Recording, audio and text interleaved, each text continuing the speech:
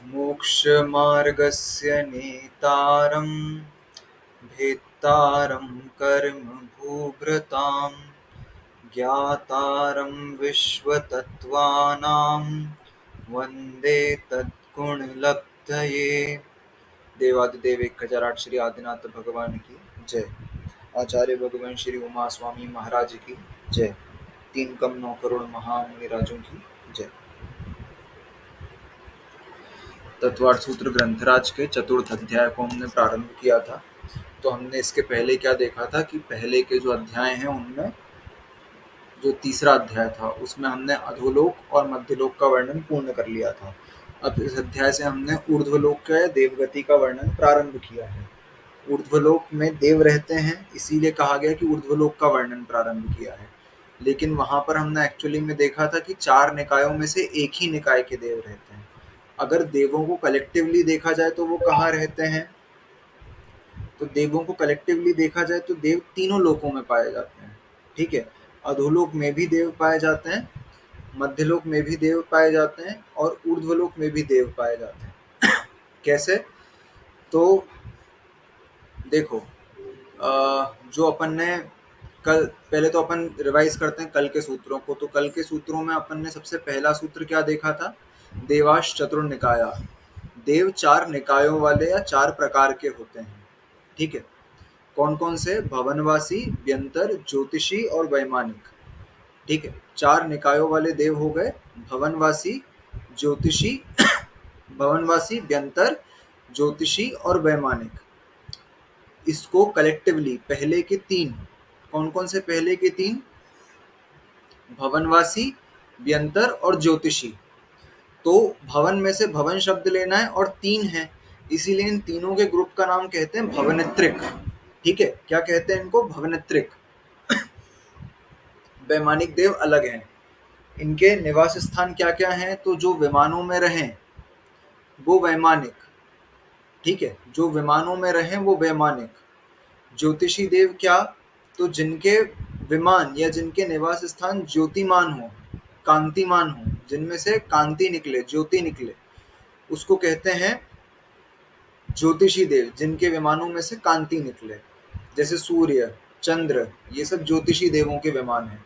इनमें से कांति निकलती है, रोशनी निकलती है, इसीलिए तारे, ये सारे। ठीक है, फिर इसके बाद भवनवासी। भवन से क्या समझ में आ रहा है? जो भवनों में रहते हों, महलों में रहते हों, बड़े बड़े प्रासाद हों जिनके, उनको कहते हैं भवनवासी देव। और व्यंतर देव क्या कहलाते हैं? तो व्यंतर देव यत्र तत्र विचरन्ते इति व्यंतराः। जो यहाँ वहाँ घूमते रहें उनको व्यंतर देव कहा जाता है। जो इधर उधर घूमते रहते हैं वो व्यंतर देव कहलाते हैं। ठीक है, ये हमने देखा था। अब भवनवासी और व्यंतर देव हम जब पढ़ रहे थे तो हमने 3 भाग देखे थे। रत्न प्रभा पृथ्वी के 3 भाग देखे थे हमने, खर भाग, पंख भाग और अब्बहुल भाग। ठीक है, खर भाग और पंख भाग। खर भाग 16,000 योजन का, पंख भाग 84,000 योजन का और अब्बहुल भाग 80,000 योजन का। ऐसे करके रत्न प्रभा पृथ्वी कुल 1,80,000 योजन मोटी थी। तो नीचे का जो 80,000 योजन का अब्बहुल भाग है, उस 80,000 योजन के अब्बहुल भाग में कौन रहता है? तो नारकियों के बिल हैं। और ऊपर जो खर भाग और पंख भाग हैं उसमें किसके निवास स्थान है?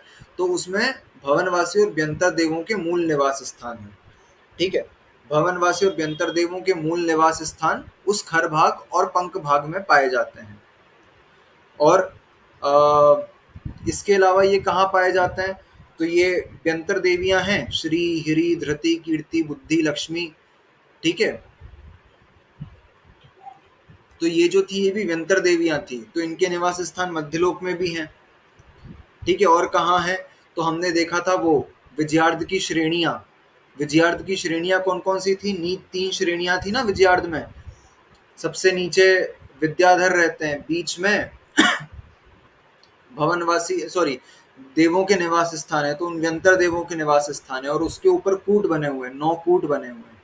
ये हमने देख लिया था। ठीक है, फिर इसके बाद ज्योतिषी देव। तो ये हमने भवनवासी और व्यंतर देवों के निवास स्थान देख लिए। अब ज्योतिषी देव कहाँ पर रहते हैं? तो ज्योतिषी देव भी मध्यलोक में रहते हैं। मध्यलोक में कैसे रहते हैं? तो जैसे ये जम्बू द्वीप है हमारा, देखना इसको, है ना, अलग डायग्राम बना रहा हूँ मैं।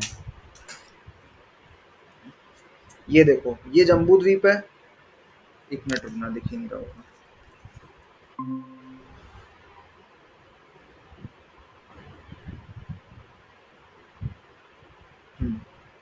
यहाँ देखना, ये जम्बू द्वीप है। इस जम्बू द्वीप से एकदम बीचों बीच इसके क्या है? सुमेरु पर्वत है। ठीक है, ये सुमेरु पर्वत है। अब सुमेरु पर्वत की हाइट कितनी है? 1,40,000 योजन।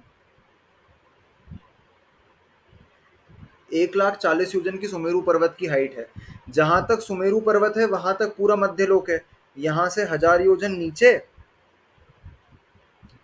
1,000 यहाँ पर, और 99,040 यहाँ पर ऊपर। ठीक है, यहाँ से एक आड़े वाल के अंतर से स्वर्ग के विमान चालू हो जाते हैं। यहाँ ऊपर ऊर्ध्वलोक चालू हो गया एक आड़े वाल के अंतर से। यहाँ तक मध्यलोक है, जहां तक सुमेरु पर्वत की चूलिका है वहां तक मध्यलोक है। ठीक है, तो ज्योतिषी देवों के निवास स्थान कहाँ पर हैं? तो यहाँ अपनी पृथ्वी से 790 योजन ऊपर जाकर के, कितना? बस यहीं तक 790 योजन ऊपर जाकर, करीब इतना। ठीक है, 790 योजन ऊपर जाकर, और 790 योजन ऊपर जाकर कहाँ तक? तो 110 योजन का गैप है यहाँ पर। ठीक है, 110 योजन, 110। और तो ऊपर ये हाइट कितनी होगी टोटल? 790 योजन से स्टार्ट करके 900 योजन तक। ठीक है, ये जो पट्टा दिख रहा है ना, इसमें, इसी में सूर्य, चंद्र, ग्रह, नक्षत्र और तारे, ठीक है, सूर्य, चंद्र, ग्रह, नक्षत्र, तारे, वो सब इसी पट्टे के अंदर अंदर पाए जाते हैं। ये जो 790 से 900 योजन, 110 योजन की जो चौड़ाई दिख रही है, इसी के आसपास पाए जाते हैं और उस सुमेरु पर्वत की प्रदक्षिणा देते रहते हैं। जैसे बीच में सुमेरु पर्वत है, तो ऐसे 110 यहाँ से करीब इतना, एकदम नीचे नीचे ही, ऊपर तो बहुत बड़ा है, नीचे नीचे ही करीब यहाँ पर ऐसे वो उसकी प्रदक्षिणा देते रहते हैं सुमेरु पर्वत की। ठीक है, ऐसे करके वो पाए जाते हैं। तो अलग अलग हाइट पर इस 110 योजन के अंतराल में ही पांचों ज्योतिषी विमान पाए जाते हैं। तो ऐसे करके ज्योतिषी देव कहाँ रहते हैं? वो भी मध्यलोक में ही रहते हैं। ठीक है, क्योंकि ये पूरा मध्यलोक ही है ना, यहाँ 1,000 योजन नीचे से यहाँ तक का पूरा मध्यलोक है। तो ज्योतिषी देव इस पूरे मध्यलोक में ही पाए जाते हैं। समझ में आया ज्योतिषी देवों का निवास स्थान कैसा है?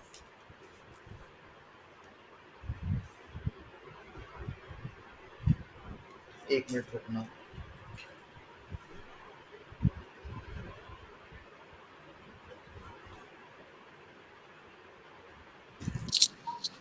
ये जो देवांग हमने पढ़ा था भद्रसाल और सोमनस वन वगैरह, उसके बीच में मतलब कहीं पे हैं ये ज्योतिषी देव? ये वन में नहीं है, वन से बहुत दूर है। नहीं, वन से दूर है, लेकिन वो योजन वाला जो डिस्टेंस है, मतलब अगर अपन हाँ, देखें। वो वन के आसपास की हाइट पर कहीं, जैसे वन तो एकदम सुमेरु के पर्वत पर ही है ना, ये जैसे यहाँ पर वन है, हाँ हाँ लेकिन हाँ उनका जो रिवॉल्व करने का पाथ है वो इतना दूर है करीब। हाँ, वो तो दूर है, वो हाँ समझ में आया। हाँ। ठीक है। तो वो मतलब लगभग उसी हाइट पर, वनों के आसपास की हाइट पर, जो नीचे नीचे के वन है ना, ऊपर तो वो सोमनस वन और पांडुक वन तो बहुत ऊपर है।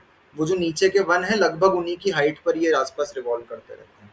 ठीक है, भद्रसाल के पास ही समझ लें, मतलब एक भद्रसाल तरह तो से। एकदम जमीन पर की लेवल पर है, उससे तो 110 योजन ऊपर, 790 योजन ऊपर जाता हाँ, ठीक, है। अच्छा। भद्रसाल तो एकदम जमीन की लेवल पर ही है। ठीक है। ठीक है, ये चीज आ गई समझ में? ज्योतिषी देव जो हैं वो वहां रहते हैं, मध्यलोक में ही रहते हैं। और वैमानिक देव कहाँ रहते हैं? तो वैमानिक देव ऊर्ध्वलोक में ऊपर पाए जाते हैं। जो हम, जैसे हम लोक का ऊपर वाला पार्ट देखते हैं, यहाँ पर जैसे सुमेरु पर्वत की चूलिका खत्म हुई है, ये मैंने सिर्फ ऊपर का लोक बनाया है। ठीक है, यहाँ जैसे सुमेरु पर्वत की चूलिका खत्म हुई, तो उससे एक आड़े बाल के अंतर से ऊर्ध्वलोक चालू हो गया, तो यहाँ से यहाँ तक ऊर्ध्वलोक है। यहाँ पर कौन से निकाय के देव पाए जाएंगे? तो यहाँ पर वैमानिक देव पाए जाते हैं। ठीक है, ये हमने वैमानिक देवों का वर्णन मतलब चारों निकाय के देवों का बेसिक्स देख लिया था कल, की कौन कौन कहाँ कहाँ रहता है, कैसा कैसा होता है, कैसे कैसे इनके निवास स्थान होते हैं। अब इस अध्याय में हमको पूरा इन्हीं के बारे में पढ़ना है, तो और डिटेल्स आगे आती जाएगी। अगला सूत्र क्या देखा था हमने, आदितस्त्रिषु पीतांतलेश्याः। आगे के तीन, आदितस्त्रिषु आगे के तीन, इनमें पीतलेश्या तक पाई जाती है, पीतांतलेश्याः। ठीक है, तो अपन ने क्या देखा था, ये जब अपर्याप्तक अवस्था में होते हैं जब इनकी शरीर आदि की रचना नहीं हुई होती है, शरीर वर्गणा नहीं बनी होती है, तो ये पीतलेश्या तक पाई जाती है। इनमें कौन कौन सी, कृष्ण, नील, कापोत और पीत, इन चार में से कोई सी पाई जाएगी। पद्म और शुक्ल इनमें नहीं पाई जाती है। ठीक है, आगे के तीन मतलब कौन कौन से में, भवनवासी, व्यंतर और ज्योतिषी, इनमें पीतलेश्या तक मिलेगी अपर्याप्तक अवस्था में। और जब शरीर वगैरह इनका पूरा बन गया, ये मेच्योर हो गए, इनका अंतर्मुहूर्त में जन्म लेकर के पर्याप्तियां पूरी हो गई, शरीर की रचना हो गई, शरीर वर्गणा इनने इकट्ठी कर ली अपनी, ठीक है, तब ये पर्याप्तक हो जाएंगे। जब पर्याप्तक होंगे तो इनमें कृष्ण, नील, कापोतलेश्या भी नहीं मिलेगी, इनमें सिर्फ पीतलेश्या ही मिलती है। ठीक है, सिर्फ पीतलेश्या। कौन से देवों में, भवनवासी, व्यंतर और ज्योतिषी, इनमें सिर्फ पीतलेश्या ही मिलती है। ठीक है, एक चीज हमने इंपॉर्टेंट ये देखी थी कि देवों में द्रव्यलेश्या और भावलेश्या में अंतर नहीं होता। द्रव्यलेश्या क्या होती है, शरीर का रंग, इसको द्रव्यलेश्या बोलते हैं। और भावलेश्या क्या होती है, अंतरंग परिणाम, ये भावलेश्या। ठीक है, जैसे कोई व्यक्ति बाहर से काला हो, शरीर का रंग काला हो, और अंतरंग परिणाम कैसे हो, एकदम मंद कषाय वाले हों, ठीक है, विशुद्ध परिणाम हो, उसको कैसे होगी, अंतरंग लेशा तो अच्छी चल रही है उसकी। अच्छी मतलब कौन सी चल रही होगी, पद्म शुक्ल, पीत पद्म शुक्ल ऐसी लेशा होगी। और द्रव्य से शरीर का रंग डार्क होने के कारण उसकी कौन सी लेशा होगी, कृष्ण, नील, कापोत में से होगी। तो द्रव्य लेशा, भाव लेशा से मनुष्यों में डिफर कर सकती है, त्रियंचों में डिफर कर सकती है।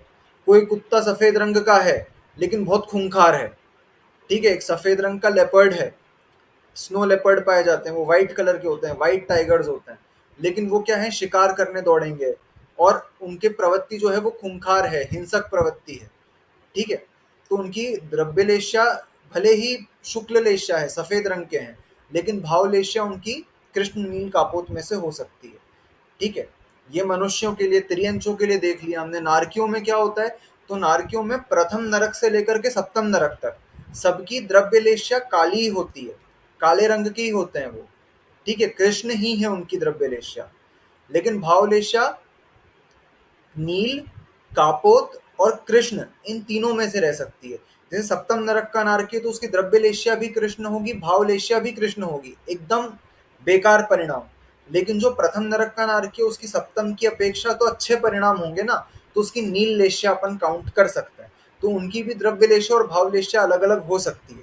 लेकिन देवगति में ऐसा नहीं देखा था हमने। देवगति में क्या देखा था कि कृष्ण, सॉरी, जो द्रव्यलेश्या है वही भावलेश्या होगी। ठीक है, तो ये भवनवासी, व्यंतर और ज्योतिषी, ये जो तीन देव हैं, भवनत्रिक जिनको कहते हैं, इनकी द्रव्यलेश्या भी पीत होती है और भावलेश्या भी पीत होती है, ये ध्यान में रखना है।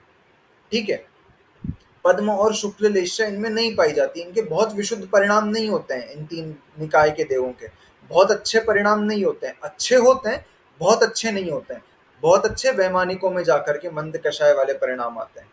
ठीक है, ये हमने देख लिया। फिर इसके बाद अगला सूत्र क्या था, दशाष्ट पंच द्वादश विकल्पा कल्पोपपन्न पर्यंता। ठीक है, अब इनके भेद, ये हमने चार निकाय देख लिए ना, अब चार निकाय के प्रभेद कितने कितने हैं, भवनवासी कितने प्रकार के हैं, व्यंतर कितने प्रकार के हैं, ज्योतिषी कितने प्रकार के हैं, और वैमानिक देव कितने प्रकार के हैं, उसके लिए अगला सूत्र लिखा, दशाष्ट पंच द्वादश विकल्पा कल्पोपपन्न पर्यंता।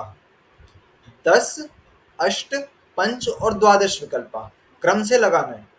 भवनवासी 10 प्रकार के, भवनवासी देव कितने प्रकार के, 10, व्यंतर देव अष्ट, 8 प्रकार के। ठीक है, सबके नाम आगे आते जाएंगे, अगले सूत्रों में कर करके उनके नाम आते जाएंगे। तो भवनवासी 10 प्रकार के, व्यंतर देव 8 प्रकार के, ज्योतिषी देव 5 प्रकार के, और वैमानिक देव 12 प्रकार के। ठीक है, क्या समझा हमने? भवनवासी, ज्योतिषी, भवनवासी, व्यंतर, ज्योतिषी और वैमानिक, सबके आगे के प्रकार। तो भवनवासी 10 प्रकार के, व्यंतर 8 प्रकार के, ज्योतिषी 5 प्रकार के, और एक और कौन सा बचा? वैमानिक, ये 12 प्रकार के। कब तक हैं ये भेद इनके?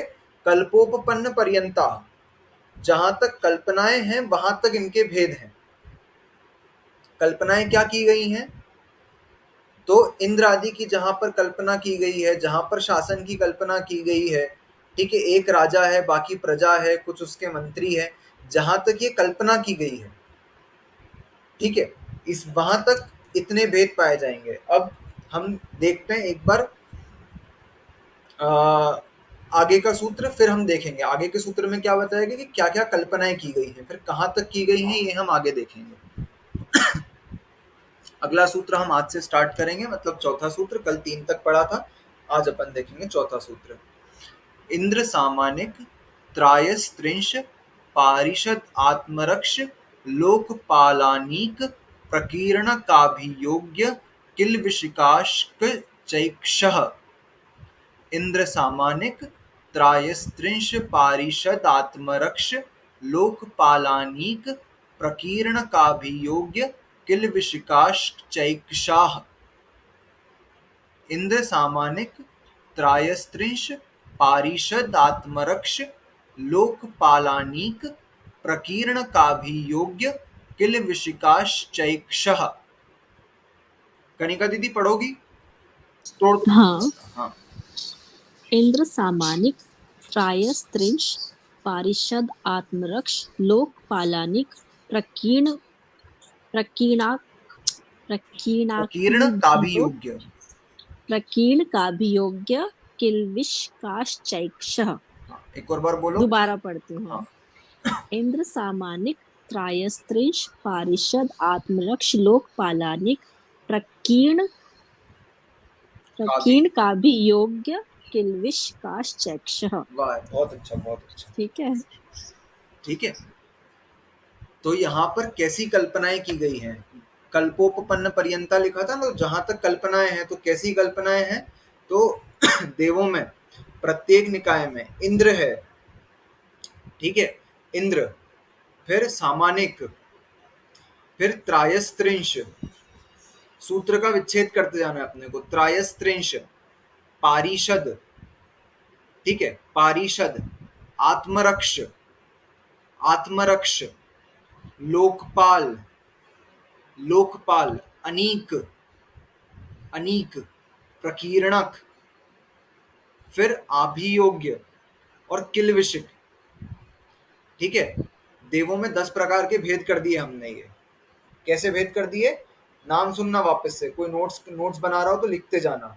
इंद्र, सामानिक, त्रायस्त्रिंश, पारिषद, आत्मरक्ष, लोकपाल, अनीक, प्रकीर्णक, आभियोग्य और किलविशिक।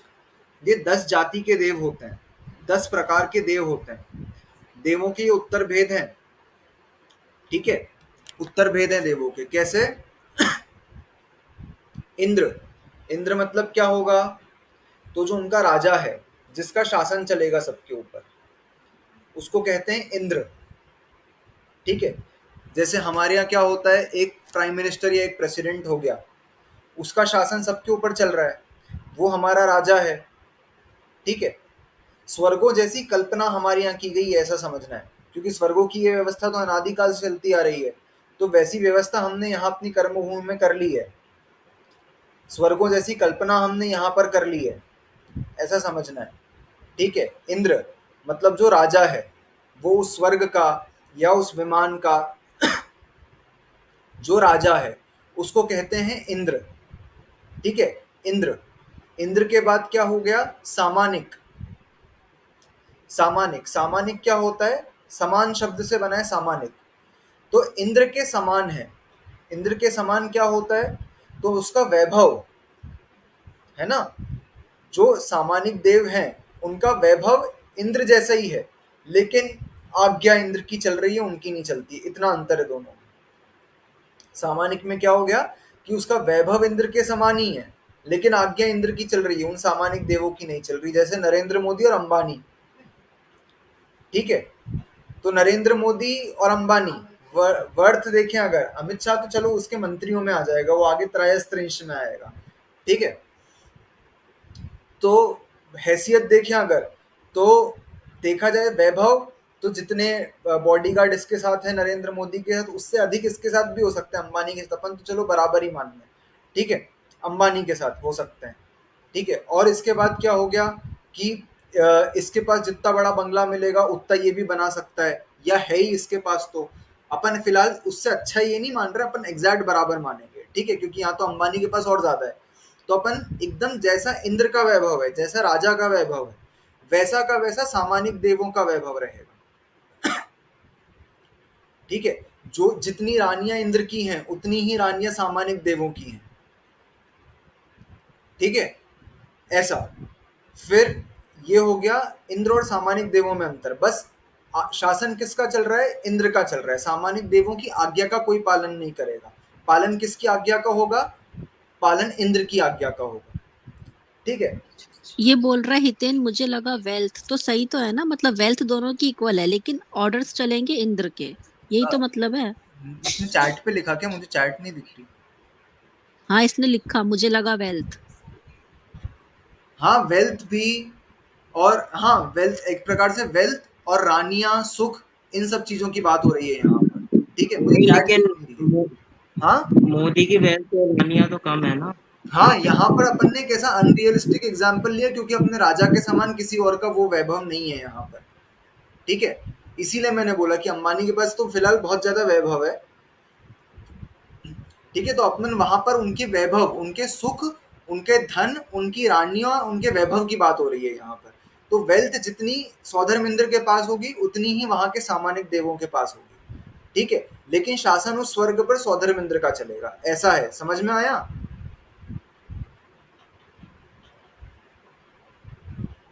हितेन समझ में आया, चैट में ये लिख देना, मुझे चैट दिख नहीं रही है यार, प्लीज कोई मेरे को बता दो। हाँ हाँ, ये आ गया। आ गया ना, हाँ ठीक है। इट इज बिकॉज मैंने पिन कर रखा है, एक मिनट, तो भी नहीं दिख रही, छोड़ो। हाँ, ये देख लिया अपन ने सामानिक, सामानिक के बाद त्रायस्त्रिंश, त्रायस्त्रिंश क्या होता है, इसका नंबर देखो 33, त्रायस्त्रिंश 33, ठीक है। ये 33 होते हैं संख्या में, त्रायस्त्रिंश 33 होते हैं। तो जैसे मंत्री होते हैं, एक राजा के मंत्री होते हैं, वैसे उस इंद्र के मंत्रियों को त्रायस्त्रिंश में कहा गया है। ये पिता तुल्य या गुरु तुल्य होते हैं जिनसे वो एडवाइस लेता है, ठीक है, ये त्रायस्त्रिंश में आते हैं। पिता तुल्य या गुरु तुल्य जो मंत्री के समान है, जैसे एक विक्रमादित्य राजा हुआ, विक्रमादित्य के 9 मंत्री थे, नवरत्न कहा गया जिनको, अकबर के दरबार में भी 9 ऐसे रत्न थे जो उसके मंत्री थे, उसके सलाहकार थे, ठीक है। वैसे ही यहाँ पर है, यहाँ पर क्या त्रायस्त्रिंश कहा गया उनको, जो उस इंद्र के या उस राजा के सलाहकार रहेंगे, त्रायस्त्रिंश, पिता तुल्य या गुरु तुल्य होंगे ये। फिर त्रायस्त्रिंश के बाद क्या हो गया अगला, त्रायस्त्रिंश के बाद पारिषद। अब पारिषद क्या हो गया, इंद्र की सभा के सदस्यों को पारिषद कहा गया। इसको समझने के लिए कैसे समझो, जैसे अपने यहाँ पार्षद होते हैं वैसे पारिषद।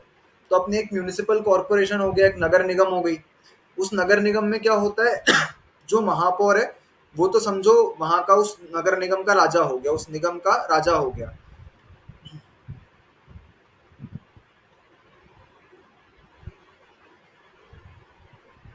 मेरी आवाज आ रही है सभी को, हाँ आ रही है। बीच में चली गई थी क्या। नहीं। अच्छा सॉरी, हाँ ये नेटवर्क मुझे ऐसा बताया कि लॉस्ट योर नेटवर्क, ठीक है। हाँ, तो अपन ने क्या देखा था कि जैसे महापौर है, वो महापौर उस निगम का राजा है, ठीक है। अब उसके कुछ ऐसे मंत्री सहायक उसके सलाहकार हो गए। अब बाकी जो पार्षद होते हैं हमारे यहाँ, वो क्या होते हैं, हमारे रिप्रेजेंटेटिव्स हैं वो सारे, जैसे संसद है, तो संसद में हमने कुछ सांसद चुन के भेजे, ठीक है, हम तो आम प्रजा हैं, हमारे कुछ रिप्रेजेंटेटिव्स नरेंद्र मोदी की संसद में हैं, हमारे कुछ सांसद वहां पर हैं जो हमको रिप्रेजेंट कर रहे हैं, जो हमको रिप्रेजेंट कर रहे हैं, ठीक है, वैसे ही यहाँ पर है, जो सौधर्मिंद्र की सभा के सदस्य हैं उनको पारिषद कहा गया, क्योंकि जो सामान्य देव है हर कोई देव उसकी सभा तक नहीं जा सकता, हर कोई देव उसकी सभा में प्रेजेंट नहीं हो सकता। ठीक है, वहां पर भी ऐसे कुछ चुने हुए देव हैं जिनको पारिषद कहा गया, जो इंद्र की सभा के सदस्य हैं, वे पारिषद कहलाए। कुछ डाउट है दीदी? ये हितेन लिख रहा है मेंबर्स ऑफ असेंबली, मैं तुम्हें बता रही क्योंकि तुम्हें चैट नहीं दिख रही। हाँ, मुझे चैट नहीं दिख रही। हाँ, जैसे मेंबर्स ऑफ असेंबली, जैसे अपने यहाँ मुझे चैट में दिख रही है। लोकसभा विधानसभा के सदस्य होते हैं ना, वैसा। क्या बोला हितेन ने? अच्छा, मेरे को लगा चैट दिख रही है। नहीं, मुझे नहीं दिख रही आज चैट, पता नहीं क्यों इशू हुआ है, मतलब वो लोड ही हो हाँ, रही है। वो हम कोई ना, तीन ही तो है हितेन, आज तो धड़ल्ले से क्वेश्चन पूछो अपना माइक ऑन कर करके। अरे यार कूलर चल रहा है ना पीछे, तो आवाज ना हो। कोई बात नहीं, कोई बात नहीं, है ना। तो अपन ने देख लिया पारिषद क्या होते हैं। फिर पारिषद के बाद क्या हुआ? आत्मरक्ष है ना। पारिषद के बाद आत्मरक्ष, तो उस इंद्र के बॉडीगार्ड्स, ठीक है, इंद्र के बॉडीगार्ड्स को कहा गया आत्मरक्ष। जो जैसे इंद्र है तो इंद्र का वैभव, अब इंद्र को क्या एक्चुअली सौधर्म इंद्र को किसी से डर है क्या? यहाँ पर जैसे नरेंद्र मोदी के साथ Z+ सिक्योरिटी है, कुछ कमांडोज, स्पेशल फोर्स के कमांडोज चलते हैं जो उसके बॉडीगार्ड्स हैं, तो यहाँ पर तो खतरा है, ठीक है, कि उसकी जान को खतरा हो सकता है किसी से। क्या सौधर्म इंद्र को किसी से खतरा है क्या? नहीं। शक्ति बताने के लिए सौधर्म इंद्र की क्या लिखा गया? सौधर्म इंद्र की कितनी शक्ति है कि वो जम्बू द्वीप को पलट दे, ठीक है, लवण समुद्र में पलट दे वो, जैसे अभी ऐसा है ना जम्बू द्वीप ऐसा, और यहाँ पर लवण वो सुमेरु पर्वत, तो उसकी इतनी शक्ति है सौधर्मिंद्र में कि वो जम्बू द्वीप को पलट सकता है। तो उसको कोई बॉडीगार्ड्स की आवश्यकता है क्या? नहीं। लेकिन अपने को उसका वैभव भी तो बताना है कि इंद्र का वैभव क्या है, तो उसके इतने इतने बॉडीगार्ड्स हैं, फलाना फलाना, इतनी संख्या आई हुई है कुछ, तो इतने बॉडीगार्ड्स हैं, ये उसके आत्मरक्ष देव कहलाएंगे, जो उसके बॉडीगार्ड्स के रूप में रहेंगे। ठीक है, हाँ हितेन। जैसे हिंदुओं में दिखाते हैं कि मैंने कहीं तो देखा था टीवी पर कि इंद्र की सेना से लड़ाई करने कोई पता नहीं धरती का कोई जाता है, तो परशुराम जाता है, कौन जाता है, तो ऐसा पॉसिबल है कि यहाँ के लोग लड़ने, जैसे चक्रवर्ती हुआ तो वो इंद्र से लड़ने जाएगा इंद्र की सेना से? स्वर्ग तक हमारी अप्रोच ही नहीं है, हम मतलब स्वर्ग में घुस ही नहीं सकते हैं। ठीक है, तो ये सब मतलब काल्पनिक बातें हैं, एकदम इंद्र तो काल्पनिक लड़ता नहीं बातें हैं। है। मतलब इनकी आपस में कभी लड़ाई ही नहीं होती है। ठीक है, ऑल्दो इनके पास बॉडीगार्ड्स हैं, सेना है, सब कुछ है, ठीक है, लेकिन ये लड़ते ही नहीं है आपस में। इनके लेश्या इतनी विशुद्ध है कि इनको लड़ने की आवश्यकता नहीं है। और पहली बात, ये व्यवस्था जो है देवों की हमारी, ये अपने आप में इतनी सुव्यवस्थित है कि कोई दूसरे में दखलंदाजी कर ही नहीं सकता। लेकिन व्यंतरों का नेचर तो होता है ना, थोड़े वैसे भी होते हैं व्यंतर, व्यंतरों उल्टे का सीधे। नेचर वैसा होता है तो व्यंतर हमारे ऊपर दखल अंदाजी कर सकते हैं, वो भी कब? जब पूर्व भाव का राग द्वेष आदि होगा तो, अदरवाइज वो भी नहीं करेंगे। लेकिन उनमें भी इतनी वो नहीं है कि वो स्वर्गों में जाकर के इंद्र से लड़ाई करें। नहीं तो व्यंतरों में इंद्र वगैरह नहीं होते? सब में इंद्र होते हैं। तो उनकी लेशिया मतलब सही होती है? उनकी पीत लेश्या ही होगी, जो व्यंतरों की लेश्या बताई है वही लेश्या होगी उनकी, लेकिन उनकी लेश्या पीत मतलब इतनी विशुद्ध लेश्या नहीं है, लेकिन फिर भी वो व्यवस्था अपने आप में इतनी व्यवस्थित है कि वहां कोई लड़ाई झगड़ा नहीं होता है।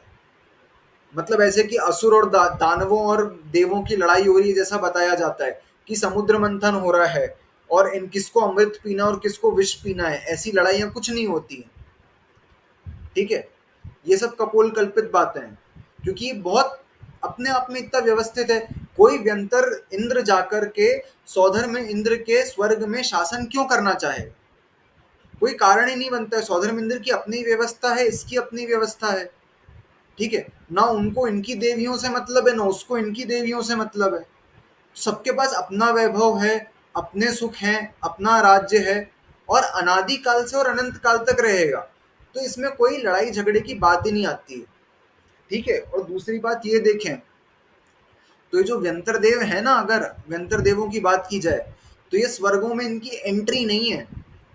ठीक है, ये स्वर्ग में घुस कब सकते हैं? जब साथ में कोई मित्र देव, जैसे अब कोई व्यंतर है और मैं स्वर्ग में वैमानिक हुआ। अब मेरा एक मित्र पूर्व भव का मित्र था, वो व्यंतर स्वर्ग तक आया और मुझे याद आ गया कि ये तो मेरा मित्र था, इसको चलो मैं स्वर्ग घुमा के लाऊं। ठीक है, ऐसा भाव आ सकता है मन में। तो लेकिन वो बिना उस मित्र की सहायता के स्वर्ग में घुस नहीं सकता वो व्यंतर। ठीक है, वो वहां तक जा नहीं सकता। तो वो पहली बात तो अपने मित्र की सहायता से स्वर्ग के अंदर घुसेगा, फिर यहाँ वहां घूम तक के 16 स्वर्ग तक जा सकता है वो घूमते हुए। ठीक है, लेकिन उसको किसी की सहायता की आवश्यकता है, ऐसे अकेले वो घुस नहीं सकता। तो फिर व्यंतरों का इंद्र आकर के सौधर्म इंद्र से लड़ाई करे, ऐसा तो संभव ही नहीं। आगे समझ में?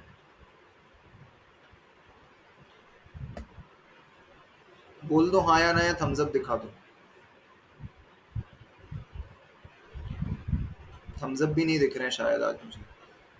दिख आ गया उसका समझ में, उसने आ गया? दिखाया है थम्स अप। अच्छा हाँ, मुझे वो भी नहीं दिख रहा है आज। तो आज सब हाँ या ना करके जवाब देंगे। तो जैसे भाई इसमें दिखाते हैं, ये जो हिंदू सीरियल्स में दो देवताओं की लड़ाई हो गई, असुरों की और देवों की, तो ऐसा कुछ है ही नहीं, फिर नहीं हाँ, होती है लड़ाई। नहीं होती, नहीं होती है। हाँ ठीक ठीक। ठीक है, लेकिन आपस में जैसे एक वैमानिक दूसरा वैमानिक जो है, वो हंसी मजाक खेल खेल में आपस में लड़ सकते हैं। लड़ सकते हैं मतलब ऐसे नहीं कि युद्ध हो रहा है, दोनों तरफ की सेना आ रही है, वैसा नहीं। हंसी मजाक वाला खेल खेल में या ईर्ष्यावश एक दूसरे पर वाद विवाद या अपनी रिद्धियों का प्रयोग दूसरों पर कर सकते हैं, ऐसा वर्णन है। ठीक हाँ है, समझ गई, टोन कमेंट ऐसा। हाँ ऐसा करके कि या तो मुंह मुंह से करके बातों में लड़ लिया, या ज्यादा पावर्स दिखा के कि देख मेरे पास ये रिद्धि है करके, इस प्रकार से लड़ाई कर सकते हैं। नॉट कि अपनी सेना ला करके लड़ रहे हैं आपस में। ठीक है, ये ओके हमने देख ओके। लिया आत्मरक्ष। आत्मरक्ष मतलब इंद्र के बॉडीगार्ड। ठीक है, इंद्र के जो बॉडीगार्ड्स हैं उनको आत्मरक्ष कहा गया। तो जितने इंद्र के बॉडीगार्ड्स या आत्मरक्षक देव होंगे, उतने ही किसके बॉडीगार्ड्स होंगे? सामानिक के भी होंगे, क्योंकि इंद्र का वैभव उनके समान है, सामानिक देवों के जैसा ही है। फिर आत्मरक्ष के बाद क्या है? लोकपाल। लोकपाल, लोकपाल को दिक्पाल भी कहते हैं हम। दिक्पाल मतलब 10 दिशाओं की रक्षा करने वाले। ठीक है, जैसे कोई नगर हुआ तो उस नगर के रक्षक देव होते हैं, वो लोकपाल देव होते हैं। ठीक है, तो ये कैसे होते हैं? 10 दिशाओं में होते हैं। 10 दिशाओं में ये देव होते हैं। 4 दिशाएं, 4 विदिशाएं, ऊपर नीचे। जैसे कोई भी एक इंद्र का मतलब एक स्वर्ग है, उस स्वर्ग के 10 लोकपाल होंगे। वो क्या है? उस नगर के रक्षक है। जैसे कोतवाल होते हैं हमारे, क्या है? पुलिस किसके लिए है? तो पुलिस हमारे नगर के प्रोटेक्शन के लिए है। वैसा वहां पर उन देवों का काम, वो वहां पर उस स्वर्ग में पुलिस की तरह एक्ट कर रहे हैं। उनका काम क्या है? कि वहां पर कानून व्यवस्था संभालना, वहां पर शासन अच्छा चले, सभी अनुशासन में रहें। ठीक है, कोई विसंवाद ना हो आपस में, इस प्रकार की व्यवस्था देखना, ये लोकपालों का काम है। तो उसके रक्षक, उस नगर के रक्षक, उसको कहा गया लोकपाल। लोकपाल के बाद लोकपालानीक, लोकपाल के बाद अनीक। अनीक क्या होते हैं? तो इंद्र के जो सेना है, इंद्र की सेना, उसमें जो भी देव आते हैं उनको अनीक कहा जाता है। ठीक है, इंद्र की सेना में जो देव आते हैं उनको अनीक कहा जाता है। जैसे हमारे यहाँ एक राजा के पास सेना होती है, कोई सेना हाथी पर चल रही है, कोई पैदल चल रही है, कोई घोड़े पर चल रही है, कोई रथ पर सवार है। ठीक है, इस प्रकार की सेना होती है हमारे यहाँ। तो वैसे ही सौधन सौधर्म में नहीं, हर इंद्र के पास होती है एक्चुअली। तो वैसे हर इंद्र की अपनी अपनी सेना है। ठीक है, कोई घोड़े पर सवार सेना, कोई पैदल सेना, कोई हाथी पर सवार सेना, सबके अपने अपने वाहन वाली ऐसी सेना, या पैदल सेना। तो इंद्र की जो भी सेना है, वो सेना में जो भी देव आएंगे उनको कहा जाएगा अनीक। हाँ हितेन। सौधर्मेंद्र कौन से उसमें होता है, वैमानिक में? हाँ, सौधर्मेंद्र वैमानिक में होगा। अपन स्वर्गों का वर्णन देखेंगे बस ये सूत्र खत्म करके, उसमें अपन समझ लेंगे कौन कहाँ पर है। ठीक। ठीक है, वो वैमानिक देव। ये देख लिया हमने। अनीक क्या हो गए? अनीक मतलब इंद्र की सेना वाले, ये अनीक। फिर अनीक के बाद क्या बचा? प्रकीर्णक। प्रकीर्णक क्या हो गए? तो प्रकीर्णक कौन से देव हो गए? अब देखो, जो इंद्र भी नहीं है, सामानिक भी नहीं है, त्रायस्त्रिंश भी नहीं है, मतलब वो मंत्रियों में भी नहीं आता। अब मंत्रियों के बाद वो पारिषद देवों में भी नहीं है, रिप्रेजेंटेटिव भी नहीं है, वो बॉडीगार्ड भी नहीं है, वो लोकपाल भी नहीं है और वो सेना में भी नहीं है। ठीक है, जैसे हम हमारे देश के लिए क्या हैं? तो हम राजा हैं? नहीं। हम क्या राजा जैसे वैभव वाले हैं? नहीं। हम क्या उसके सलाहकार हैं? नहीं। उसके बॉडीगार्ड हैं? नहीं। सेना में हैं? नहीं। हम क्या हैं? रिप्रेजेंटेटिव्स हैं क्या उसकी सभा के? नहीं। हम क्या हैं? आम नागरिक हैं। तो जो देव इन सब में नहीं आते, जो ऊपर की कैटेगरीज हम देख चुके हैं, इंद्र, सामानिक, त्रायस्त्रिंश, पारिषद, आत्मरक्ष, लोकपाल, प्रकीर्णक, लोकपाल, और इन सब में नहीं आते हैं। वो काय में आते हैं? प्रकीर्णक में आते हैं। प्रकीर्णक मतलब सामान्य, हम जैसे हम भारत देश के सामान्य नागरिक हैं, वैसे ही वो स्वर्ग के सामान्य रहने वाले देव हैं। ठीक है, मतलब वो इंद्र या इंद्र की सभा या इंद्र की सेना से संबंधित नहीं है। उनको कहते हैं प्रकीर्णक, मतलब स्वर्ग में रहने वाले सामान्य देव, वो प्रकीर्णक। ठीक है, वो कोई पोस्ट होल्ड नहीं कर रहे हैं। फिर प्रकीर्णक के बाद आभियोग्य। आभियोग्य कौन से देव होते हैं? तो जो देव दास दासी का रूप काम करते हैं वहां पर, जैसे हमारे यहाँ नौकर इत्यादि होते हैं ना, वैसे देवों में भी ये सब होता है। तो जो आभियोग्य जाति के देव होंगे वो वहां पर नौकर इत्यादि का काम करते हैं, दास दासी का काम करते हैं, उनको आभियोग्य देव कहा गया। ठीक है, कल भी मैंने अभियोग्य जाति के देवों के बारे में विशेष बताया था कि ये, जैसे इंद्र ने बोला तुम ऐरावत हाथी बनो, तो स्वर्गों में कोई ऐरावत हाथी होगा क्या? वो तो त्रियंच है, त्रियंच मध्यलोक में पाए जाएंगे, स्वर्गों में त्रियंच कैसे पाए जाता है? या हर इंद्र के अपने अपने विमान हैं, किसी का उल्लू है, किसी का कौवा है, किसी का हाथी है, किसी का घोड़ा है, ऐसे अलग अलग विमान हैं हर इंद्र के। ठीक है, ईशान इंद्र का अलग, सनत कुमार का अलग, महेंद्र का अलग, ऐसे करके। तो ये इंद्र के विमान, सॉरी वाहन, जो त्रियंच बनते हैं, तो त्रियंच तो स्वर्ग में नहीं पाए जाएंगे। तो वो क्या करता है? आभियोग्य जाति के देवों को हुक्म देता है, आज्ञा देता है कि चलो अब वहां पर बालक तीर्थंकर का जन्म हो चुका है, या चलो मुझे घूमने जाना है, या यहाँ वहां जाना है, राज्य की सैर करने जाना है, या इधर कहीं और जाना है, मेरा वाहन बनो। तो वो दास दासी जो देव होते हैं अभियोग्य जाति के, वो वाहन का रूप लेते हैं। ठीक है, वो त्रियंच का रूप ले लेते हैं और उस पर बैठ करके देव सवारी करते हैं। जैसे अब मैंने बताया था अनीक में, तो कोई देव घुड़सवार है, सेना में कोई घुड़सवार है, कोई हाथी पर सवार है, ठीक है, कोई रथ पर सवार है। तो ये जो वाहन का रूप ले रहे हैं या त्रियंच का रूप ले रहे हैं, ये अभियोग्य जाति के देव हो सकते हैं, होते हैं। ठीक है, ज्योतिषी देवों में क्या होता है? जो ये सूर्य चंद्र ये परिक्रमा कर रहे हैं ना, सुदर्शन मेरु की, सुमेरु पर्वत की परिक्रमा कर रहे हैं ये सूर्य चंद्र, तो ये परिक्रमा अपने आप थोड़ी ना कर रहे हैं। इनको क्या होता है, कुछ ऐसे संख्या आई है जीव कांड में, मुझे याद तो नहीं आ रहा अभी, कि इतने करोड़ हाथी या इतने करोड़ घोड़े इनको निरंतर खींच रहे हैं। ठीक है, इनको खींच यार ये रहे हैं। तो देव बन के भी बेकार गति है यार, सीधी सी इन बात है, बेचारों को। बिल्कुल सही बात है। अपन समझते हैं कि देव बहुत अच्छी गति हो गई, अब अभियोग्य जाति के देव बन गए आप। अब आपका जीवन भर काम क्या है कि आपको सूर्य को खींचना है और वहीं आपकी आयु पूर्ण हो जाएगी। अब आप घोड़े बन गए, वहां पर आपका काम है खींचना, बस रथ जैसे खींचना उस विमान को, ये काहे की देव गति है यार, है ना? ये तो तो हम बेकार है। हमने देवों को बहुत वो कर दिया कि देव बहुत अच्छे और इनका सुख इतना और इतना वैभव, तो इतना होता थोड़ी ना है कोई एक्चुअली में। आपको कोई बोल दे कि मेरा घोड़ा बन या मेरा गधा बन और मैं तेरे ऊपर बैठ के चलूंगा, तो अपने को कितना बुरा लगेगा, कैसी भाव आएंगे अपने मन में। तो देव भी संसारी इसलिए तो प्राणी हैं, उनके मन में भी वैसे ही इसलिए भाव तो आएंगे। हाँ हितेन। इसलिए तो भगवान मतलब देवों के सुख में भी नहीं फंसते। हाँ, सीधी सी बात है, चारों गतियों से ऊपर जो सुख है उसमें जाना है। क्योंकि देव गति का सुख क्या है? कभी अभियोगी देव बन गए तो क्या अभी अपन किल्विषिक देव पढ़ेंगे तो वो तो और भी बदतर है। ठीक है, अभियोग्य तो चलो दास दासी का रूप ले रहे हैं, समझ में आ गया। अभियोग्य, अगला आया आखिरी बचा है किल्विषिक। किल्विषिक देव क्या है? इसको तो देव दुर्गति कहा गया है। ठीक है, देवों में भी दुर्गति, पापी जीव जो देव बनते हैं वो किल्विषिक जाति के देव बनते हैं। ठीक है, चलो वैमानिकों में भी चलेगा, तो वैमानिक में भी किल्विषिक हो गए। ये 10 जो हैं सब में पाए जाएंगे, भवनवासी, व्यंतर, ज्योतिषी और वैमानिक, सब में 10-10 टाइप्स पाए जाते हैं।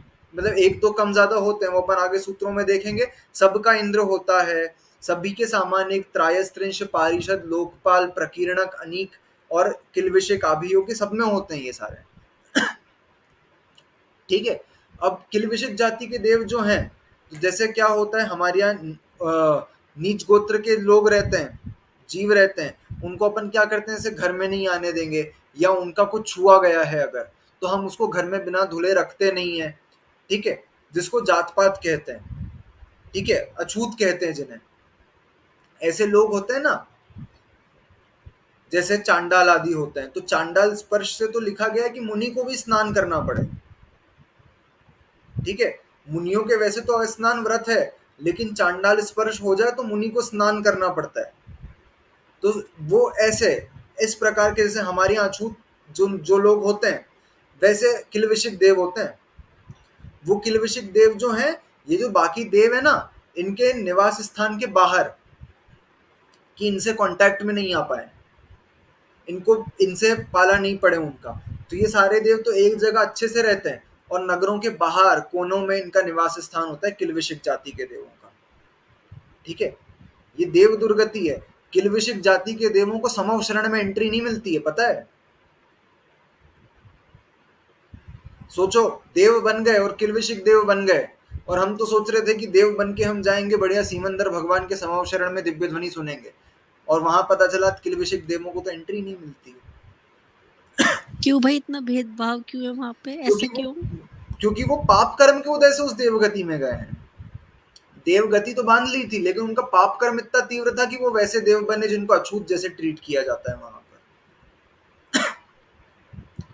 और ऐसा भी नहीं है, एक एक किलविषिक देव की 8 रानियां तो कम से कम होती हैं, 8 देवियां एक देव की। ठीक है, तो वैभव तो उनके पास भी है। 8 तो बहुत कम बोल रहा हूं मैं, देवों में तो असंख्यात देवियां होती, तो 8 तो बहुत कम बोल दी मैंने। ठीक है, ये कम लीस्ट है, एकदम लीस्ट। इनके पास भी वैभव इत्यादि तो होता है, लेकिन दुख कैसे, कि बाकी इंद्रों के पास जा नहीं सकते, बाकियों से मिल नहीं सकते, नगरों में जा नहीं सकते। से नगरों में बहुत उत्सव हुआ, तो किलविषिक जाति के देवों को बुलाया जाएगा कि तुम आकर के यहाँ पर साफ सफाई करो। यार ठीक है, कि तुम यहाँ पर आओ और यहाँ पर अब जो गंदगी फैल गई इसको साफ करके जाओ। इस प्रकार के होते हैं। ये स्वाध्याय से कितना पता चलता है, मतलब वैसे सब सोचते थे कि स्वर्ग चले जाओ तो मजे ही मजे हैं। यार हाँ, मेरे को तो नहीं चाहिए ऐसा देवगति, ये वाली गति मेरे को नहीं चाहिए, हाँ, मतलब इस इस प्रकार टाइप का की देव। देवगति तो किसी को नहीं चाहिए। ऐसे किलविषिक जाति के देव होते हैं, इनको देव दुर्गति कहा है। इसमें कौन सा ग्रंथ पढ़ रहे थे, मूलाचार में था, है ना। हाँ, मूलाचार में इन सबको देव दुर्गति कहा गया है, कि ये दुर्गति है, देवों में भी जाकर के गति अच्छी नहीं हुई इनकी। ठीक है। अभी तुमने ना एक लाइन बोली थी कि 8 देवियां ऐसे करके कुछ बता रहे थे, तब तुम्हारी ना आवाज ब्रेक हुई थी, मतलब स्टार्टिंग के शायद कुछ वर्ड्स मिस हुए, क्या बता रहे थे तुम? मैं बता रहा था कि जो किलविषिक जाति के देव हैं, इनके पास भी कम से कम एक एक देव के पास कम से कम 8-8 देवियां होती हैं। तो मतलब है तो इनके पास भी वैभव इत्यादि, लेकिन सुख नहीं है। अच्छा अच्छा। ठीक है, ऐसा बता रहा था मैं, कि वैभव तो मिल जाएगा, लेकिन सुख जो बोलते हैं कि अपन देव गति में जाने का अपने को क्या प्रयोजन है, कि अपन कम से कम तीर्थ वंदना कर पाए, भगवान के दर्शन कर पाए, साक्षात अरिहंत परमात्मा के, भगवान के समव शरण में जा पाए, गंधकुटी में केवलियों के दर्शन कर पाए। ठीक है, तो ये उनका प्रयोजन सिद्ध ही नहीं हो पाएगा देवगति में जाने के बाद भी। उनको किस, बस वहां नगरों की साफ सफाई में, और दास दासी के रूप में, और वाहन बनने के रूप में, इस प्रकार से काम ले लिया जाएगा। तो देवों में भी सुख नहीं है। ठीक है, ये अपने को समझना चाहिए। इसलिए अपने को ऐसा भी नहीं सोचना कि हमको तो देवगति में जाना है, हमारा तो लक्ष्य एक है कि हमको मोक्ष जाना है, फिर रास्ते में जो गति आए सो आए। जब तुम 3rd अध्याय पढ़ा रहे थे तो तुमने आभियोग्य जाति के देव मेंशन करे थे कि वो यहाँ रहते हैं, ऐसा कुछ बोला था। तो मैं इतना ज्यादा एक्साइटेड थी, मैंने कहा कौन सी जात, कैसे देव होते होंगे, क्या है। यार मैं तो कभी ना बनूंगी, मुझे नहीं बनना घोड़ा वोड़ा और फिर इनकी नौकरी उठाओ यार। और सोचो, जीवन भर सिर्फ विमान को खींचना है, कितनी बुरी जिंदगी है, कि आपका जीवन भर, जैसे गधे को यहाँ जीवन भर बोझ ढोना है, वैसे वहां जीवन भर घोड़ा बन गए और चांद खींच रहे हैं। कैसा जीवन है ये। नाम इतना अब अच्छा है, ये अभियोग्य जाति का देव। तो ये अभियोग वाले दर्शन करने नहीं जाते कहीं पूजा पाठ? देव इनका जीवन वहीं खींचने में निकल जाता है या वाहन बनने में निकल जाता है, दास दासी का रूप लेते हैं ये। ठीक है, तो इस प्रकार से समुचरण में? हाँ, अरे वैसे है ना हितेन, जैसे ऐरावत हाथी पे सौधर्मिंद्र आ गया बैठ के, तो तो बस बस उसको वैसा लेके जब आ आया गया। तभी आ पाया। अच्छा अच्छा, ठीक है। ठीक है, ऐसा समझ में आए। 10 प्रकार के देवों के बारे में हमने वर्णन पढ़ लिया है। हाँ आ गया। ठीक है, अब मैं एक बार ये स्वर्ग समझा देता हूँ आगे के। अच्छा हाँ, एक बार अपने को स्पेशल चीज ये देखनी थी, इनके बाद ही देखेंगे। चलो मैं स्क्रीन पिन कर रहा हूँ। ये अपन ने सिर्फ ऊर्ध्वलोक का वर्णन पर बनाया है, सिर्फ ऊर्ध्वलोक। ठीक है, ये है ऊर्ध्वलोक। यहाँ नीचे एक राजू, ऊपर एक राजू, बीच में 5 राजू। ठीक है, ऐसा ऊर्ध्वलोक था। इस ऊर्ध्वलोक की रचना में क्या होता है, यहाँ पर स्वर्ग जो है वो युगलों में होते हैं। युगल मतलब 2 एक साथ। ठीक है, ये युगलों में स्वर्ग होते हैं। पहला, दूसरा, तीसरा, चौथा, पांचवा, छठा, फिर 7वां, 8वां, 9वां, 10वां, 11वां, 12वां, 13वां, 14वां, 15वां और 16वां। ठीक है, ऐसे 16 स्वर्ग होते हैं। तो अपन सब पढ़ रहे थे कल्पना, ये कल्पना की गई है, जो इंद्र सामान्य इन देवों की कल्पना की गई है। ये कल्पना कहाँ तक की गई है, तो ये कल्पना 16 स्वर्गों तक की गई है। ठीक है, ये कल्पना मात्र 16 स्वर्गों तक ही सीमित है, स्वर्गों के ऊपर ये कल्पनाएं नहीं है। इंद्र, प्रजा, ये सब यहीं तक चलेगा। इसके ऊपर क्या है, तो इसके ऊपर 9 पटल हैं, जो मैंने ब्लैक लाइंस बनाई हैं, ये 9 बननी चाहिए एक्चुअली। ठीक है, ये 9 लेयर्स हैं, 9 पटल हैं। कैसे पटल हैं ये, ऐसे 2, 3, 4, 5, 6 ऐसे पटल हैं। इन पटलों में विमान हैं। कौन से विमान हैं, यहाँ एक विमान हो गया, दूसरा, तीसरा, चौथा, पांचवा, छठा, 7वां, 8वां, 9वां, ये 9 विमान हैं। इनको कहते हैं 9 ग्रेवियक। ठीक है, सॉरी, हाँ, इनको कहते हैं 9 ग्रेवियक। ऐसे 9 पटल, पटल मतलब लेयर्स, ऐसे 9 पटलों में विमान है जिनको ग्रेवियक कहा गया। 9 ग्रेवियक।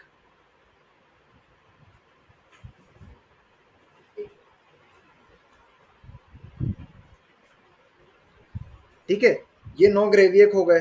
फिर इसके बाद क्या हो गया, एक लेयर है जिसमें 9 अनुदिश विमान है। एक ही लेयर में 9 अनुदिश विमान है। कैसे 9 अनुदिश विमान एक लेयर में आ गए, तो जैसे ये एक ही पटल है, उसको अपन ऊपर से देख रहे हैं, टॉप व्यू इमेजिन करना उसका। ठीक है, ये एक लेयर है, उसमें 9 अनुदिश विमान कैसे आ जाएंगे, एक, फिर 4 दिशाओं में और 4 विदिशाओं में। तो कितने हो गए, 1 2 3 4 5 6 7 8 9, ऐसे करके 9 अनुदिश विमान एक ही पटल में आ जाते हैं। ये पटल क्या होता है मतलब? पटल मतलब लेयर्स। जैसे ये एक पटल, इसमें ये विमान है, दूसरा, तीसरा, चौथा, पांचवा, छठा, 7वां, 8वां, 8 पटलों में ये स्वर्ग हैं। फिर उसके ऊपर 9 अच्छा। पटल हैं जिनमें 9 लेयर्स में एक एक विमान ग्रेवियक का है।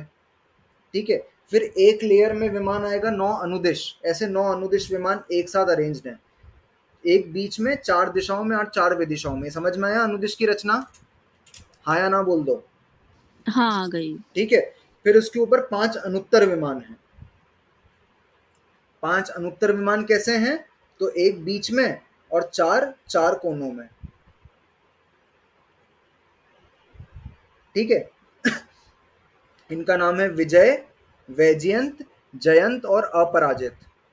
ठीक है, जो 4 कोनों में है ना, ये अनुत्तर विमान, 5 अनुत्तर विमान जो बता रहा हूँ, विजय, वैजयंत, जयंत और अपराजित। और जो बीच का विमान है उसका नाम है सर्वार्थ सिद्धि।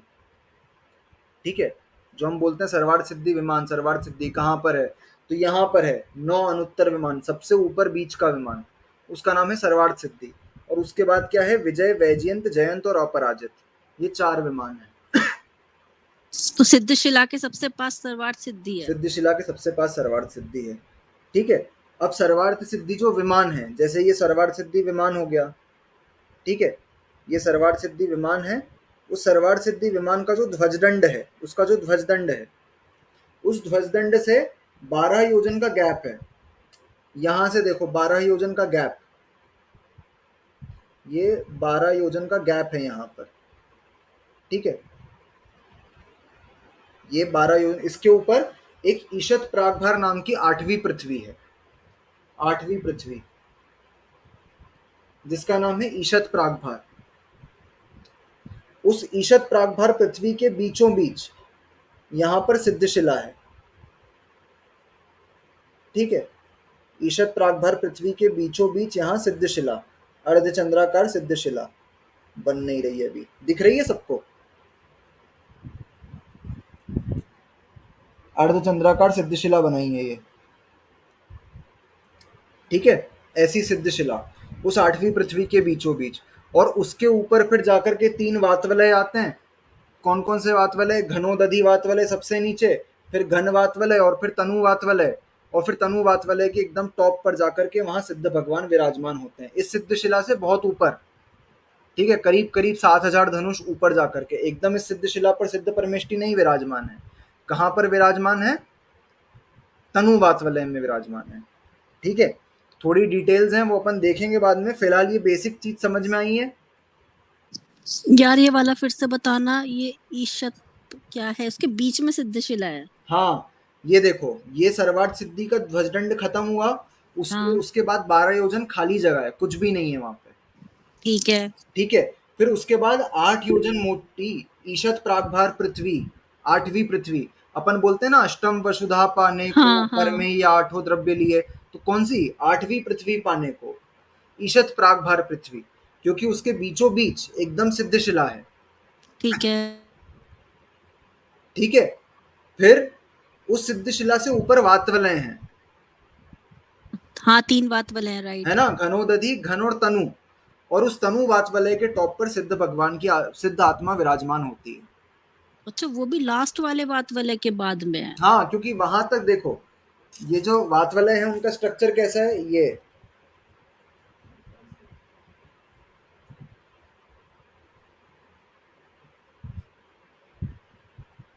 ये वातवलय हैं, तो यहाँ तक सारे द्रव्य पाए जाते हैं, धर्म अधर्म आकाश काल जीव पुद्गल। ये देखो, ये घनोदधि है, घनोदधि, ये घन, और ये तनु, ठीक है। यहाँ तक सारे द्रव्य पाए जाते हैं। अब धर्म द्रव्य यहाँ तक है, धर्म द्रव्य का काम क्या है कि हमको चलने में सहायक होता है, जो वो धर्म द्रव्य है, ठीक है, जो हमको चलने में सहायक होगा। हाँ तो आत्मा कहाँ तक जा सकती? जहां तक धर्म द्रव्य है, तो यहाँ तक धर्म द्रव्य है, तो सिद्ध भगवान यहाँ पर आकर के विराजमान हो गए इसके टॉप पे, ठीक है। और आकाश द्रव्य का क्या काम होता है? आकाश द्रव्य का काम होता है हमको अवगाहना देना, हमको स्पेस देना रहने के लिए, अच्छा ठीक। ठीक है। हाँ हितेन बोलो। ये सर्वार्थ सिद्धि समझ में नहीं आया, 9 ग्रेविए का उसमें सबसे ऊपर वाली सर्वार्थ सिद्धि है नहीं क्या? नहीं नहीं, सबसे पहले 9 ग्रेवियक हैं, 9 लेयर्स में 9 ग्रेवियक, 9 लेयर ग्रेविए में क्या होता है? 9 ग्रेवियक, ठीक है। फिर इसके ऊपर एक लेयर में 9 अनुदिश, सॉरी, हाँ 9 अनुदिश एक ही लेयर में है, ठीक है। ये ग्रेवियक से भी ऊपर। फिर इसके बाद एक लेयर में 5 अनुत्तर हैं, ठीक है। अब वो जो अनुत्तर हैं उनका स्ट्रक्चर कैसा है? एक बीच में और 4 ऐसे कोनों में, यह अनुत्तर का स्ट्रक्चर बना रहे हैं अपन, अनुत्तर विमान, 5 अनुत्तर विमान, ठीक है। तो ये विजय, वैजयंत, जयंत, अपराजित, और बीच का जो है उसका नाम है सर्वार्थ सिद्धि। अच्छा, 9 ग्रेविए के ऊपर एक लेयर है, उसके अंदर 9 अनुगण अनुदिश है है, और अनुदेश है, और उसके फिर ऊपर उसके एक और ऊपर लेयर है लेयर है, जिसमें उसके 11 ऊपर लेयर 5 है। अनुत्तर हैं। उस 5 अनुत्तर में बीचों बीच सर्वार्थ सिद्धि विमान है, मतलब 11 लेयर समझ सकते हैं ना? हाँ ऐसा, ठीक है। 16 स्वर्गों से ऊपर ये 11 लेयर्स और हैं जिनमें देव पाए जाते हैं, ठीक है। उसके ऊपर सिद्धशिला, फिर फिर उसके ऊपर ऊपर सिद्धशिला। वातवलय जिनमें सिद्धात्मा विराजमान है, ठीक है। तो ये ठीक। जो इंद्र सामानिक आदि की कल्पना है वो इन 16 स्वर्गों तक ही पाई जाती है, इसके ऊपर ये नहीं पाई जाएंगी। ये जो देव हैं ग्रैवियक, अनुदिश और अनुत्तर में, वो देव कैसे होते हैं? उनको अहमेंद्र कहते हैं। वहां पर कोई एक इंद्र नहीं है, वहां के देवों को कहते हैं अहमेंद्र। मैं स्वयं इंद्र हूं। हर देव वहां पर इंद्र है, वहां किसी की आज्ञा नहीं चलती, ठीक है, क्योंकि वहां पर परम शुक्ल लेश्या है। तो लेश्या अच्छी होने के कारण इतने ऐसे परिणाम ही नहीं होते हैं किसी के कि कोई आपस में आज्ञा का उल्लंघन करे, सब अपने आप में अनुशासन में रहते हैं, ठीक है। इतना समझ में आ गया? ये जो इंद्र आदि की व्यवस्था है ये 16 स्वर्गों तक है। ग्रेवियक, अनुदिश और अनुत्तर में ये व्यवस्था नहीं है। वहां पर देवियां भी नहीं है, ठीक है, वहां पर सिर्फ देव पाए जाते हैं। देवियां कहां तक पाई जाती हैं? 16 स्वर्गों तक ही देवियां पाई जाती है। एक इंपॉर्टेंट बात देवियों के संबंध में यह है कि देवियों का जो जन्म है वो पहले दूसरे स्वर्ग में ही होता है, ये ध्यान रखना है अपने को, ठीक है। देवियों का जन्म पहले दूसरे स्वर्ग में ही होगा। अब जैसे 16वें स्वर्ग की कोई देवी, उसका जन्म कहाँ होगा? पहले दूसरे स्वर्ग में। फिर वहां जो उसका नियोगी देव होगा, जिसकी देवी वो बनने वाली थी, उसको वहां कुछ संकेत मिल जाएंगे। कैसे संकेत मिलेंगे? नगाड़ा बजेगा, शंख बजेगा, इस प्रकार के कुछ संकेत मिलेंगे उसको, ठीक है। और फिर ये संकेत मिलने पर उसको आभास होगा कि उसकी देवी का जन्म यहाँ हुआ है, तो वहां ऊपर से 16वें स्वर्ग से उतर करके अपनी देवी को लेने आता है। ऐसा होता है। उसका जन्म 16वें स्वर्ग में नहीं होता है, दूसरे स्वर्ग से ऊपर देवियों का जन्म ही नहीं होता है, पहले दूसरे स्वर्ग में ही देवियों का जन्म होता है। फिर उनके देव जो हैं वो उनको यहाँ पर लेने आते हैं, ऐसा होता है। तो देवियां कहाँ तक पाई जाती हैं? 16वें स्वर्ग तक। उसके ऊपर ग्रैवियक, अनुदिश और अनुत्तर में देवियां भी नहीं पाई जाती। इंद्र आदि की जो व्यवस्था हमने देखी वो भी नहीं होती, वहां पर सभी अहमेंद्र हैं। समझ में आ गया सभी को इतना आज का? हाँ। ठीक है। अपन जिनवाणी स्तुति कर लेते हैं, उसके बाद कोई डाउट हो तो पूछ लेना, क्योंकि यहाँ पर रिकॉर्डिंग खत्म करनी पड़ेगी मुझे, ज्यादा हो गया, ठीक है। हाथ जोड़ेंगे सभी। शास्त्र पठन में मेरे द्वारा यदि जो कहीं कहीं प्रमाद से कुछ अर्थ वाक्य पद मात्रा छूट गई, सरस्वती मेरी उस त्रुटि को कृपया क्षमा करें, और मुझे कैवल्य धाम में मां विलंब धरे। वांछित फलदात्री चिंतामणि सदृश मात्र तेरा, वंदन करने वाले मुझको मिले पता मेरा। बोधि समाधि विशुद्ध भावना आत्म सिद्धि मुझको मिले, और मैं पा जाऊं मां मोक्ष महासुख को। द्वादशांग जिनवाणी मातेश्वरी की जय।